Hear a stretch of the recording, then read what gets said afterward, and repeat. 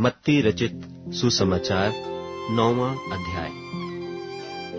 फिर वह नाव पर चढ़कर पार गया और अपने नगर में आया, और देखो कई लोग एक झोले के मारे हुए को खाट पर रखकर उसके पास लाए। यीशु ने उनका विश्वास देखकर उस झोले के मारे हुए से कहा, हे पुत्र, ढाढ़स बांध, तेरे पाप क्षमा हुए। और देखो कई शास्त्रियों ने सोचा कि यह तो परमेश्वर की निंदा करता है। यीशु ने उनके मन की बातें मालूम करके कहा कि तुम लोग अपने अपने मन में बुरा विचार क्यों कर रहे हो? सहज क्या है, यह कहना कि तेरे पाप क्षमा हुए, या यह कहना कि उठ और चल फिर?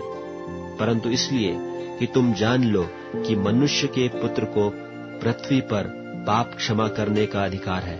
उसने झोले के मारे हुए से कहा, उठ, अपनी खाट उठा और अपने घर चला जा। वह उठकर अपने घर चला गया। लोग यह देखकर डर गए और परमेश्वर की महिमा करने लगे, जिसने मनुष्यों को ऐसा अधिकार दिया है। वहां से आगे बढ़कर यीशु ने मत्ती नाम एक मनुष्य को महसूल की चौकी पर बैठे देखा और उससे कहा, मेरे पीछे हो ले। वह उठकर उसके पीछे हो लिया। और जब वह घर में भोजन करने के लिए बैठा तो बहुतेरे महसूल लेने वाले और पापी आकर यीशु और उसके चेलों के साथ खाने बैठे। यह देखकर फरीसियों ने उसके चेलों से कहा, तुम्हारा गुरु महसूल लेने वालों और पापियों के साथ क्यों खाता है? उसने यह सुनकर उनसे कहा, वैद्य भले चंगों को नहीं परंतु बीमारों को अवश्य है। सो तुम जाकर इसका अर्थ सीख लो कि मैं बलिदान नहीं परंतु दया चाहता हूं, क्योंकि मैं धर्मियों को नहीं परंतु पापियों को बुलाने आया हूं। तब यूहन्ना के चेलों ने उसके पास आकर कहा, क्या कारण है कि हम और फरीसी इतना उपवास करते हैं पर तेरे चेले उपवास नहीं करते? यीशु ने उनसे कहा, क्या बाराती जब तक दूल्हा उनके साथ है शोक कर सकते हैं? पर वे दिन आएंगे कि दूल्हा उनसे अलग किया जाएगा, उस समय वे उपवास करेंगे। कोरे कपड़े का पैबंद पुराने पहिरावन पर कोई नहीं लगाता, क्योंकि वह पैबंद पहिरावन से और कुछ खींच लेता है और वह अधिक फट जाता है। और नया दाखरस पुरानी मशकों में नहीं भरते, क्योंकि ऐसा करने से मशकें फट जाती हैं और दाखरस बह जाता है और मशकें नाश हो जाती हैं। परंतु नया दाखरस नई मशकों में भरते हैं और वह दोनों बची रहती हैं। वह उनसे ये बातें कह ही रहा था कि देखो एक सरदार ने आकर उससे प्रणाम किया और कहा, मेरी पुत्री अभी मरी है, परंतु चलकर अपना हाथ उस पर रख तो वह जीवित हो जाएगी। यीशु उठकर अपने चेलों समेत उसके पीछे हो लिया। और देखो एक स्त्री ने, जिसके 12 वर्ष से लहू बहता था, उसके पीछे से आकर उसके वस्त्र के आंचल को छू लिया, क्योंकि वह अपने मन में कहती थी कि यदि मैं उसके वस्त्र ही को छू लूंगी तो चंगी हो जाऊंगी। यीशु ने फिरकर उसे देखा और कहा, पुत्री, ढाढ़स बांध, तेरे विश्वास ने तुझे चंगा किया है। सो वह स्त्री उसी घड़ी चंगी हो गई।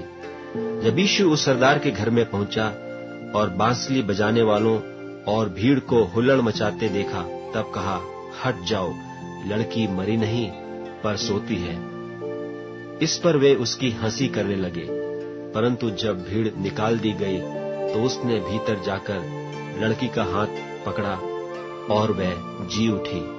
और इस बात की चर्चा उस सारे देश में फैल गई। जब यीशु वहां से आगे बढ़ा तो 2 अंधे उसके पीछे यह पुकारते हुए चले कि हे दाऊद की संतान, हम पर दया कर। जब वह घर में पहुंचा तो वे अंधे उसके पास आए और यीशु ने उनसे कहा, क्या तुम्हें विश्वास है कि मैं यह कर सकता हूं? उन्होंने उससे कहा, हाँ प्रभु। तब उसने उनकी आंखें छूकर कहा, तुम्हारे विश्वास के अनुसार तुम्हारे लिए हो। और उनकी आंखें खुल गईं। और यीशु ने उन्हें चिताकर कहा, सावधान, कोई इस बात को न जाने। पर उन्होंने निकलकर सारे देश में उसका यश फैला दिया। जब वे बाहर जा रहे थे तो देखो लोग एक गूंगे को, जिसमें दुष्टात्मा थी, उसके पास लाए और जब दुष्टात्मा निकाल दी गई तो गूंगा बोलने लगा, और भीड़ ने अचंभा करके कहा कि इस्राएल में ऐसा कभी नहीं देखा गया। परंतु फरीसियों ने कहा, यह तो दुष्टात्माओं के सरदार की सहायता से दुष्टात्माओं को निकालता है। और यीशु सब नगरों और गांवों में फिरता रहा और उनके सभाओं में उपदेश करता और राज्य का सुसमाचार प्रचार करता और हर प्रकार की बीमारी और दुर्बलता को दूर करता रहा। जब उसने भीड़ को देखा तो उसको लोगों पर तरस आया, क्योंकि वे उन भेड़ों की नाई जिनका कोई रखवाला न हो व्याकुल और भटके हुए से थे। तब उसने अपने चेलों से कहा, पक्के खेत तो बहुत हैं, पर मजदूर थोड़े हैं। इसलिए खेत के स्वामी से विनती करो कि वह अपने खेत काटने के लिए मजदूर भेज दे।